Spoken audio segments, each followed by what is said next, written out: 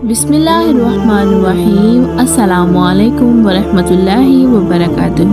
محترم ناظرین، ایک دن ابو جہل اور ولید بن مغیرہ نے مشورہ کیا کہ نبی اکرم صلی اللہ تعالی علیہ وسلم کو مسجد الحرام میں قتل کر دیا جائے، اور یہ طے پایا کہ جب رسول خدا مسجد میں آ کر نماز پڑھیں گے تو اس وقت ولید ان پر حملہ کر کے ان کا کام تمام کر دے گا۔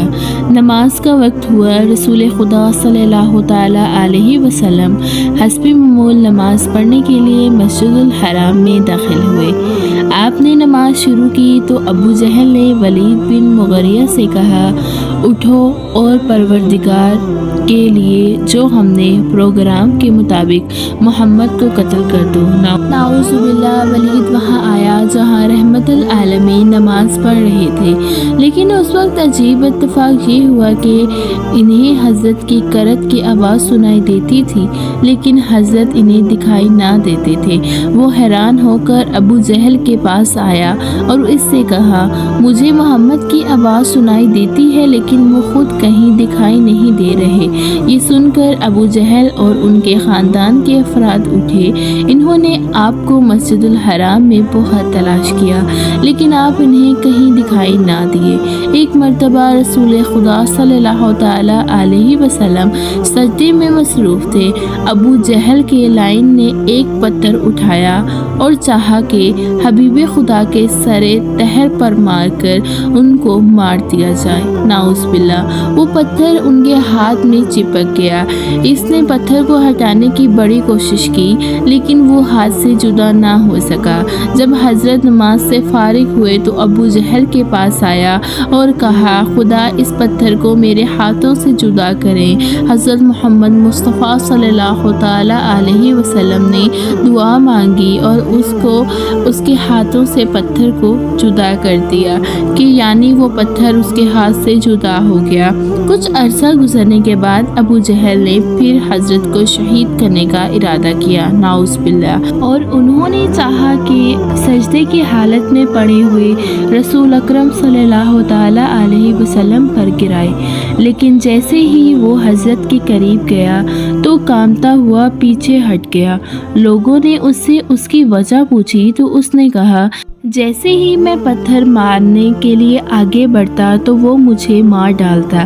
ایک دفعہ نصر بن حارث نے بھی حضرت محمد مصطفیٰ صلی اللہ تعالی علیہ وسلم کو شہید کرنے کا ارادہ کیا تھا، مگر جیسے ہی وہ حضرت کے قریب گیا تو سانپ کے کاٹتا ہوا پیچھے ہٹا۔ پھر اس نے ابو جہل سے کہا، جیسے ہی قتل حضرت محمد کے ارادے سے آگے بڑھا تو مجھے سیاہ رنگ کے سانپ دکھائی دیے جو منہ کھولے میری طرف آ رہے تھے، اسی لیے میں ڈر کے مارے واپس آ گیا۔ بحث پیغمبر صلی اللہ تعالی علیہ وسلم کے ابتدائی دنوں کا واقعہ ہے۔ عرب میں فضیل بن عبد العمیر نامی شخص رہتا تھا اور بت پرست تھا۔ میں نے ہر طرف کی برائی بدسلوکی موجود تھی۔ حضور اکرم صلی اللہ تعالی علیہ وسلم کے بدترین دشمن تھا۔ ایک دفعہ اس نے بھی اپنا پروگرام ارادہ بنایا کہ وہ مکہ جائے اور رسول خدا کو جا کر قتل کرائے۔ ایک شخص کو مکہ آیا اور مسجد الحرام میں اتفاق سے رسول خدا صلی اللہ تعالی علیہ وسلم اس کے روبرو ہوئے تو آپ نے فرمایا، یا رسول اللہ صلی اللہ علیہ وسلم اس کے روبرو ہوئے تو آپ نے فرمایا، کیا تو فضیل ہے؟ اس نے کہا، جی ہاں۔ آپ نے فرمایا، یہاں کیا نیت لے کر آیا ہے؟ اس نے کہا، میں بیت اللہ کے طواف کی نیت لے کر آیا ہوں۔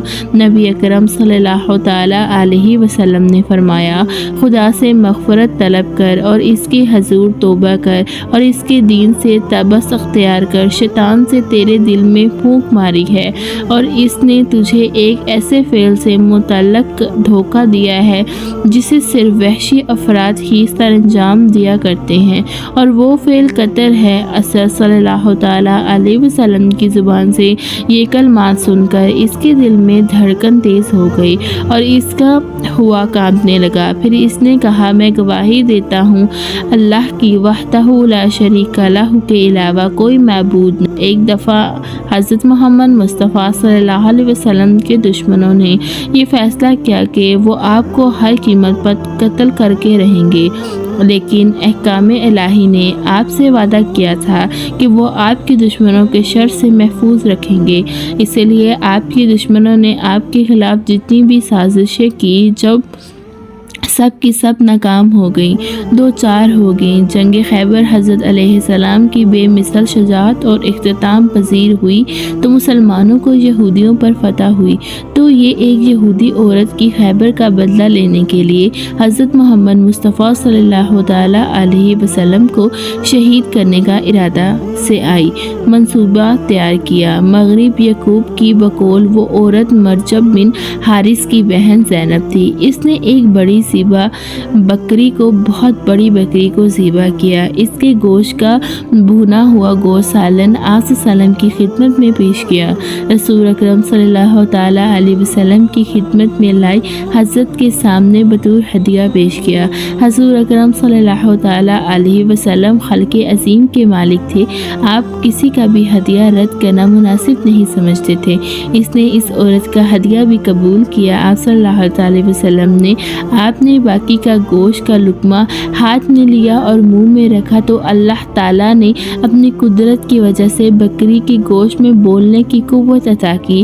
اس سے کی آواز آئی، یا رسول اللہ، یا رسول اللہ، میں زہر آلودہ ہوں، اور گوشت سے ہاتھ اٹھا لیا، اور اسی وقت زر عمل سے یہودی عورت کو یقین ہو گیا کہ حضرت محمد مصطفیٰ اس کی خیانت سے واقف ہو چکے ہیں اور بہت انتقام لیں گے۔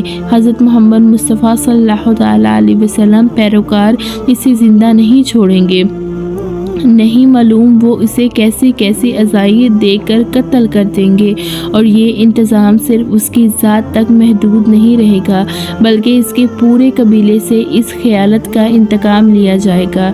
العرض اپنا طریق مستقبل سوچ کر وہ عورت تھر تھر کانپ اٹھی، اور رحمت العالمین نے کسی غصے کا اظہار کیے بغیر اسے فرمایا، اے عورت، تو نے یہ جرم کیوں کیا ہے؟ میں نے تجھ سے کوئی برائی کی تھی؟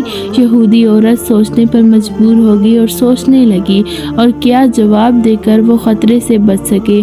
کچھ دیر بعد سوچنے لگی اور کہا، یا رسول اللہ، میری طرف سے معذرت قبول کیجیے، اس کا امتحان لینا چاہتی تھی، میں آپ کا امتحان لینا چاہتی تھی۔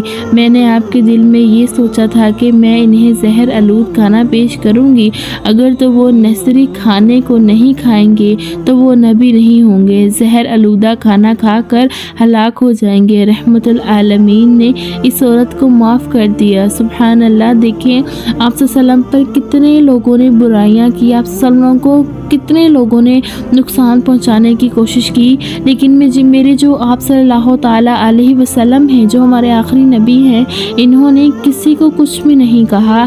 اللہ پاک کی طرف سے ہمیشہ ان کو بچایا گیا اور آپ نے ان کو بغیر کچھ کہے معاف کر دیا۔